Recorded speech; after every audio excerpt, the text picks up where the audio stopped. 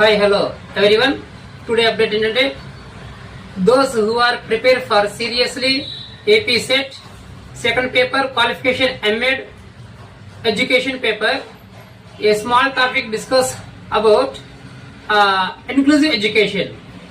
2 marks వస్తాయండి. ఈ inclusive education ఏమేమి ఉంటాయని అంటే ఒకసారి చూస్తే డెప్త్ చదవాల్సిన అవసరం లేదండి.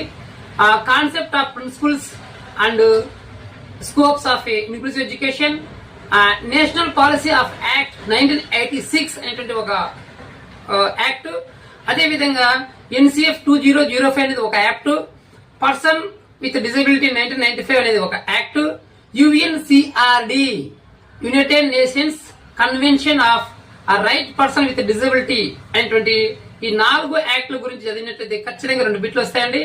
అదే విధంగా ఇంకా 2 చిన్న చాప్టర్లు ఏంటంటే concept of impairment, disability, handicapped, okay, evaluation, methods, teaching tools. ఈ అంశం కూడా చదివినట్లయితే ఇంకొక మార్క్ వచ్చేదానికి అవకాశం ఉంటాయండి.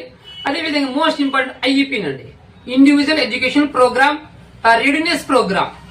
వాటితో పాటు aids and appliance, parent role, teacher role, varieties of a facility in inclusive education. ఈ ఇన్క్లూజివ్ ఎడ్యుకేషన్ లో ఈ అంశాలు చదివినట్లయితే ఒక 4 ప్రశ్నలు వచ్చేదానికి అవకాశాలు ఉన్నాయండి. Those who are prepared serious AP set, wish you all the best.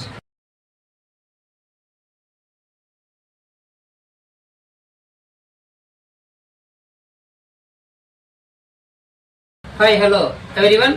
Today update ఏంటంటే those who are prepared for seriously AP set second paper qualification MEd education paper, a small topic discuss about inclusive education.